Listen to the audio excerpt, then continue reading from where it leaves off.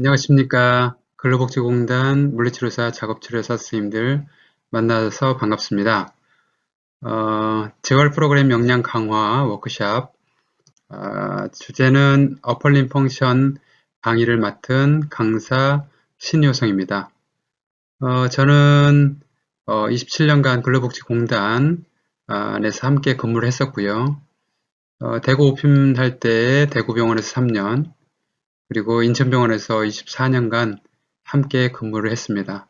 저를 아시는 분들은 연배가 좀 있으신 분들이고, 저를 모르시는 분들은 신세대이십니다.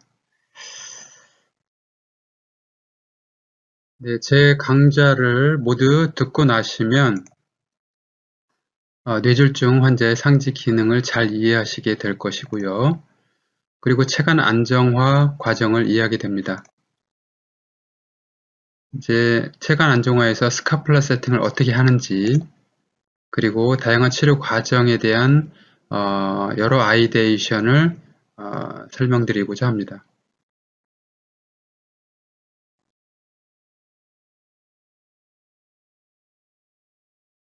강의 순서는 다음과 같습니다. 우리가 운동학습에 있어서 반드시 필요한 요소는 감각 정보입니다. 감각 정보를 우리가 정보가 없다라면 새로운 것을 학습할 수가 없겠죠. 그 감각 정보는 아주 굉장히 중요한 요소인데, 그 중에서 두 가지를 살펴보면 비주얼 인포메이션과 소마토 센소리 인포메이션입니다.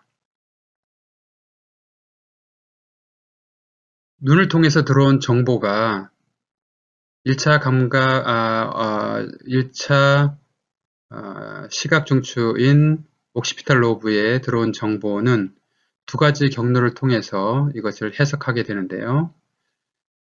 등 쪽으로 가는 도잘 스트림 패스웨이와 배 쪽으로 가는 벤트럴 스트림 패스웨이를 통해서 그와 같은 정보를 얻게 됩니다.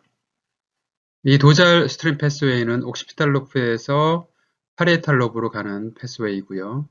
벤트럴 스트림 패스웨이는 옥시피탈 로브에서 템포럴 로브 쪽으로 진행되는 패스웨이입니다. 도잘 스트림 패스웨이를 다른 말로 웨어 패스웨이라고 하고, 벤트럴 스트림 패스웨이를 왓 패스웨이라고도 부릅니다. 이 벤트럴 스트림 패스웨이라고 하는 그 자체는 어떤 물체를 바라봤을 때 이 물체의 색깔이 어떤 색깔인지, 또 텍스처는 어떤 형태인지, 모양은 어떤지, 그리고 이것이 무엇인지를 알게 해주는 패스웨이입니다. 그에 비해서 도잘 패스웨이는 그 물건이 놓여 있는 환경과 어디에 놓여 있는지를 알게 하는 그러한 경로라고 할 수 있습니다.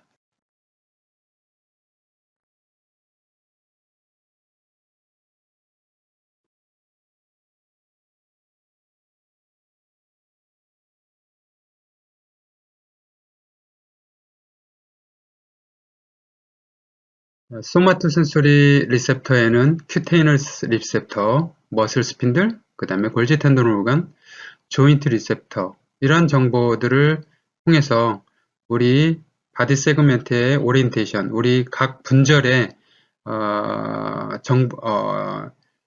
인지력을 제공해주고, 또한 우리 신체를 안정화시켜주는 데 아주 중요한 정보를 제공을 해줍니다.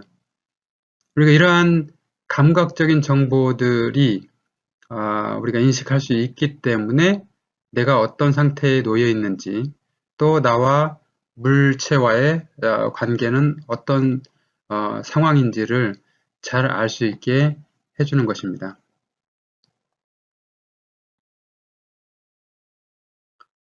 두 점 식별 검사 방법으로 투 포인트 디스크리미네이션인데, 이것은 두 점 간에 얼마만큼 더 식별할 수 있는 간격이 얼마 정도 되는지를 평가하는 평가 방법이죠. 우리 신체 부위 중에서 두 점 식별력이 가장 잘 평가되어지는 부분이 바로 손입니다. 여기서 보여주는 것처럼 엄지손이라든지 손은 두 점 식별 간격이 굉장히 좁죠. 그에 비해서 대퇴부라든지 종아리는 굉장히 두 점 간의 거리를 인식할 수 있는 거리가 넓게 되어 있습니다. 이 말은 다시 말해서 좁다라는 것은 그런 단위 면적당 감각 정보를 받아들이는 리셉터가 굉장히 많다라는 것을 의미하죠. 정보를 많이 받아들이는 만큼 그 정보에 대한 해석이 보다 더 잘 이루어지고 또 보다 더 명료하고 정확하다는 의미를 가지고 있습니다. 그러나 우리가 뇌손상, 뇌졸중 환자분들의 부분에 대해서는 이러한 두 점 식별력이 굉장히 떨어져 있고 또한 들어오는 정보에 대해서 굉장히 이해하기 어려운 상황에 놓여 있는 것이죠.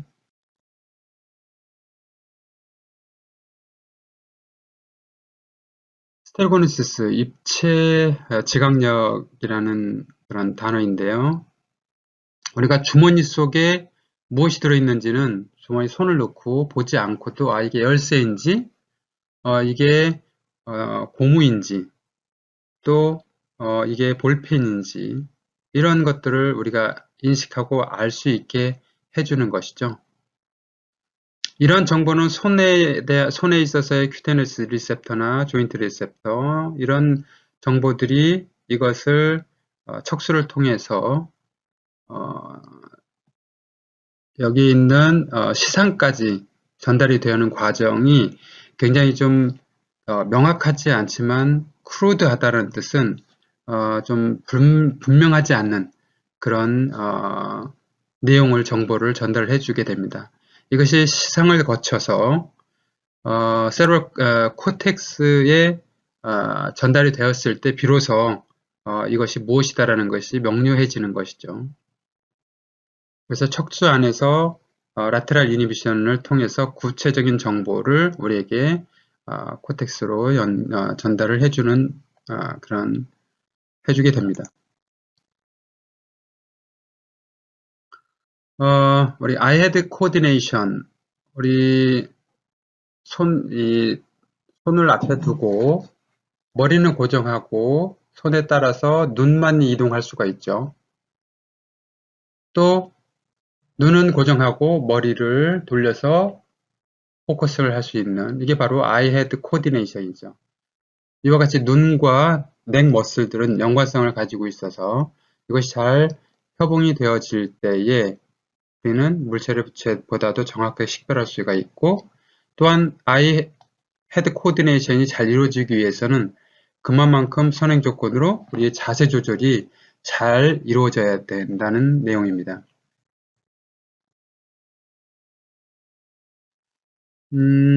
이와 같은 우리가 감각에 대한 부분에 대해서 환자가 오셨을 때 평가를 하게 되는데 이런 센서리 슈퍼피셜 센서리에 문제가 있는지 또는 딥 센서리에 문제가 있는지 또는 스테고니시스에 문제가 있는지 두변 식별력은 어떤지 이러한 것들을 우리가 평가하는데 이 평가에서 그치면은 안 되는 거죠. 이게 뭐 슈퍼피셜 센서에 문제가 있다 또는 운동 범주에 대한 이 감각에 문제가 있다 이렇게 어떤 문제가 있다라고 끝날 것이 아니라 그러면 그런 문제로 인해서 동작에는 어떤 영향을 미칠 것인지 무슨 동작에 어려움을 만들어내고 있는지 그렇다면 보다 더 정보를 잘 받아들일 수 있는 우리의 뇌의 환경을 만들어 나가는 게 치료에 있어서 상당히 중요하죠. 그래서 평가를 위한 평가 말 그대로 감각신경은 이런 문제가 있어 라는 평가가 아니라 이분에게 있어서의 딥센서리에 문제가 있어서 손이 바닥에 놓여 있는지 손이 어디에 가 있는지 또 날개뼈의 위치는 어떻게 되어 있는지를 인지 못한다라면 그것을 인지할 수 있게 해주는 것이 움직임을 이끌어내고 새로운 모터러닝 그리고 뇌의 가소성을 만들어내는 데 있어서 아주 중요한 정보이고 아주 중요한 치료의 시작이라고 할 수 있는 것입니다. 따라서 평가로 끝낼 것이 아니라 그 평가를 토대로 해서 문제 해결해 나갈 수 있는 많은 정보를 습득하고 만들어진 정보를 우리가 그분의 문제 해결에 직접적으로 도움을 주는 것이 바로 좋은 치료라고 할 수 있겠죠.